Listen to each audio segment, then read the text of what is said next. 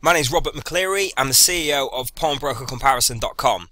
We exist because we are effectively an online pawnbroker quoting system, and the beneficiaries of that are pawnbrokers, because you get new customers, new repeat customers. Obviously, when you get them offline in your store, you're going to nurture these people and make sure they don't have to come back to our website.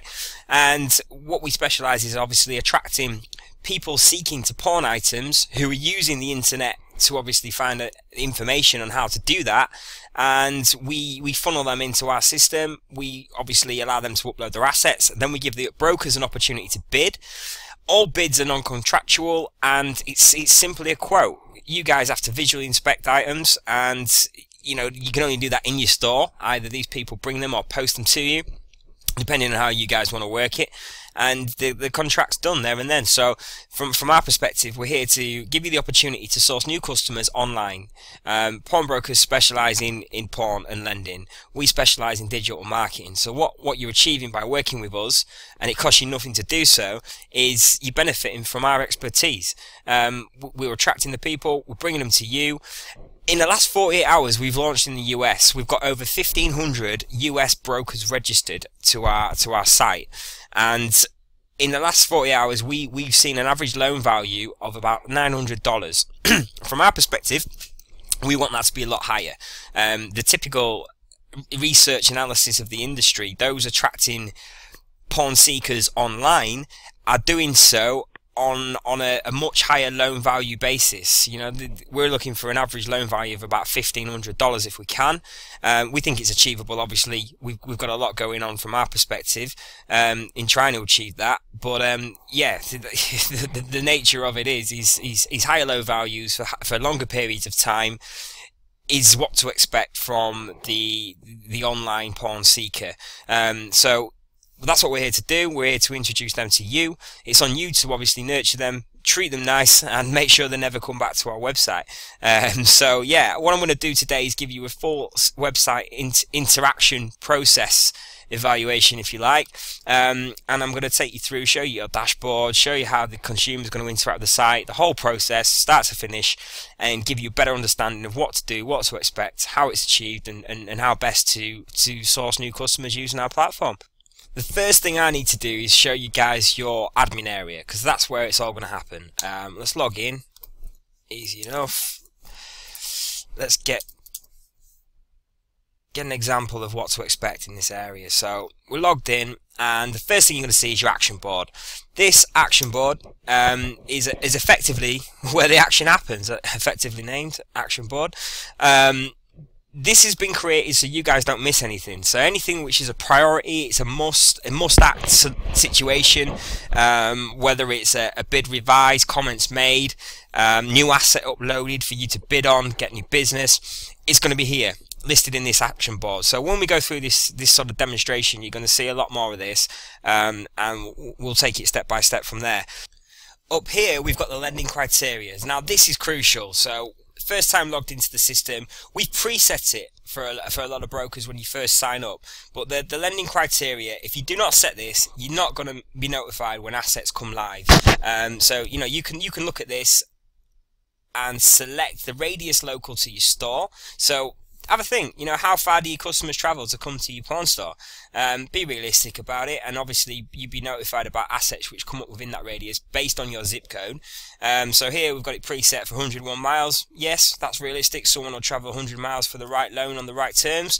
For example, we've got the usual typical type of categories a pawnbroker would expect. So watches, jewellery, collectible, vintage, transportation. I mean, if there's anything here that you think, what is that?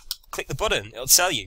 So this is anything from title loans, classic autos, motorhomes, boats, yachts, all that sort of stuff. And it's the same throughout the whole sort of system. We've got the usual typical type of pawnbroker categories, but then we've also gone into the commercial element, such as agricultural farming, bars, coffee shops, everything like that, because the asset finance sector, believe it or not, is probably worth about 50 times as much as the pawnbroker sector.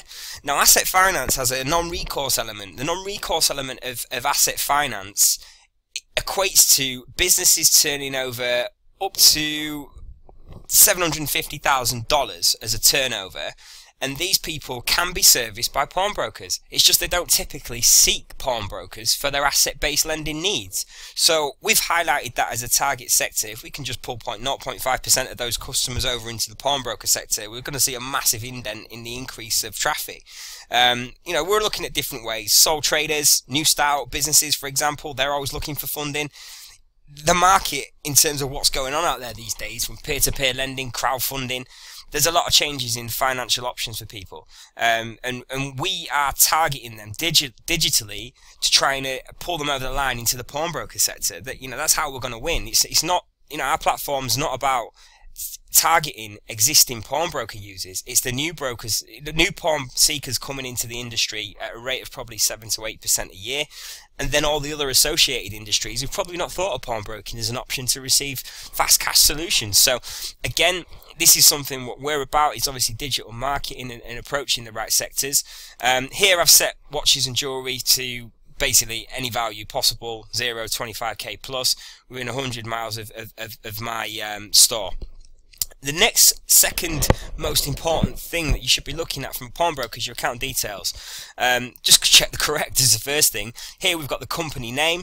If you're multi-branch, you've got multiple stores, you can obviously, you know, differentiate which store's which within this little element here. So, you know, in my store it's Florida, and here is a bid unlock message. This is the first thing a customer, your new customer, is going to see or be exposed to in terms of an interaction personalized from you as a pawn store. So what you need to do is this message only goes to the user, the new customer, when a bid's been accepted. So what you need to do is personalize this. Make sure you've got all your contact details, because they need to arrange to obviously the user visually inspect the items. So I'd put your address in there, your phone number, the store contact, the person who's using the system would be good. A bit of familiarity would be good from a customer's perspective. They'd like to see that.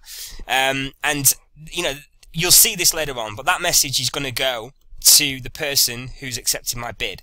So spend a bit of time making sure that's right, because it's going to make a good impression with your new customer.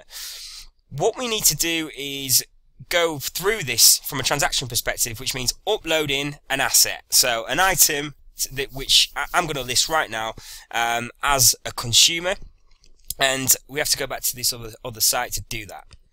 So for purposes of demonstration, I'm going to be listing a watch. As I said, we've got different categories here, the usual typical type of categories you'd see from a pawnbroker's perspective.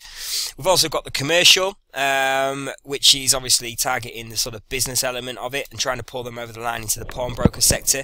But today I'm going to list a watch. So my watch is selected, watches and jewelry. We're going to click free quotes, and that's going to take us to the form, and off we go. So we choose different options here. So are you registered? I'm going to use I'm going to say no for this on the account. The title should be pre-saved. A description as well. It's no different from doing a classified ad. It's more simpler, to be honest. When do you want the listing to end? So effectively, when do you need the cash is what we're saying to the customer. We need to put a value on it of what they think it's worth. So we'll go for 30k on this one. This is where it's interesting. We're offering asset-based loan, typical pawnbroking experience. Sale of an asset. So that's a sale of an asset directly to a pawnbroker. We're also offering pre-sale cash advances, because we're finding a lot more people, if they've got something for sale, obviously depending on how sought after that item is, if it's something which is going to go pretty quickly and they're pretty confident about that, and you as a broker are going to think the same as the customer, then they could seek a pre-sale cash release. So let's just, for example, someone who's got a $60,000 classic automobile, they've got it up for sale in Classic Auto magazine. They know it's going to go in the next couple of months, and they want, you know, $20,000 of that cash now. Could you service them? Most pawnbrokers would, obviously at a lower interest rate because there's less risk. This person is actually looking to sell it, so you know where the money's coming from. But again, this is something new that we're seeing in the industry, so the option's there as well. Asset-based loan is what I'm going to choose today. For purposes of demonstration, I've just auto-populated the rest of this form. So here we've got the email address, my first name, my zip code, my telephone number, my password. And you see here that I've uploaded some items. So next thing to do is obviously crack on and yeah, let's get this listed.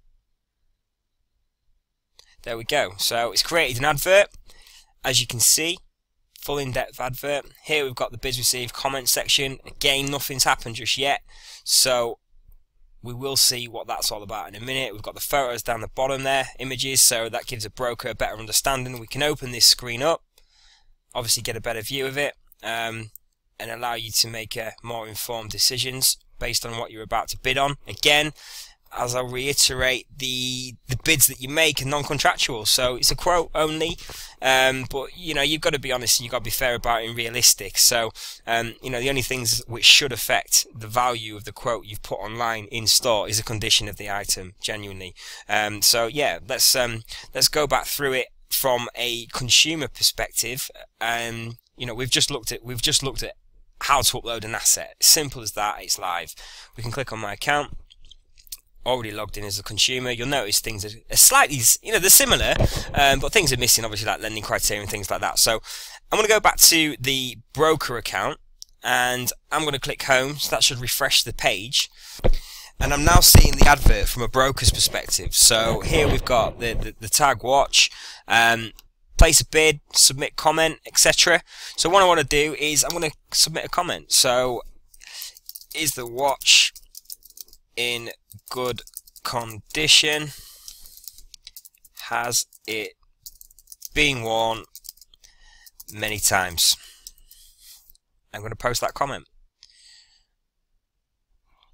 So what I'll do now is flip back to the consumer screen here, go to their account, and you'll see in the action board they've had a comment received. So in here, it gives you basically a quick understanding of if they've got multiple assets, obviously, which they're looking for pawn.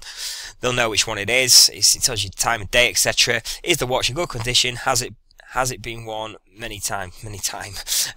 Okay, so what we do is we update the asset as the consumer. So we think, okay, in that sort of sequence, I could have been asked for more images to show me the condition of it. So I'm going to respond to the comment. So is it yes, in good condition,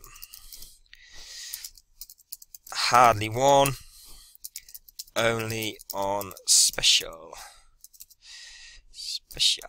occasions. And I'm going to save that update. So then I'm going to go back to the broker screen, bear with me on this one, and click my account. Asset updated. So all along, you know, what we're doing is from an action required perspective, we're keeping the broker and the consumer updated as to what's going on. So here the broker can then review what the actual consumer's done, and they've updated it, yeah, they replied to it, because remember, everything's anonymous on this website until a bid's accepted. So what we don't want to see in here is pawnbrokers putting their contact information. You know, we're going to penalise you for that and we'll take you off the site. You know, we've got strict rules as to how we want to operate this. It's an anonymous bidding system. Here is where we'll place a bid, which is this element here. So how much do we want to bid on this watch? Let's do $25,000, interest rate of 12%. If you're prepared and your state laws allow you as a pawnbroker to receive pledges via post from another state, for example, then what you'll do, if it's gonna be a postal pledge, you'll check this box. It's not in this instance. So you know, I'm going to confirm the bid at 25,000 at 12%. Then I'm going to float straight back to the consumer dashboard area and show you what happens there. So here again, another notification, bid received, 25,000, 12% from a broker 602 miles away. Do I accept it, or do I see what else I can do here? So I'm going to go back to the pawnbroker and just show you another way of doing things. So we've placed a bid. So bid received, 25,000. We made that bid. We're looking at obviously the comments, the updates. There's going to be multiple things going on here because all the brokers are going to be obviously adding comments and things like that there. We can revise our original bid, so we can put it up to 26,000 if we wanted.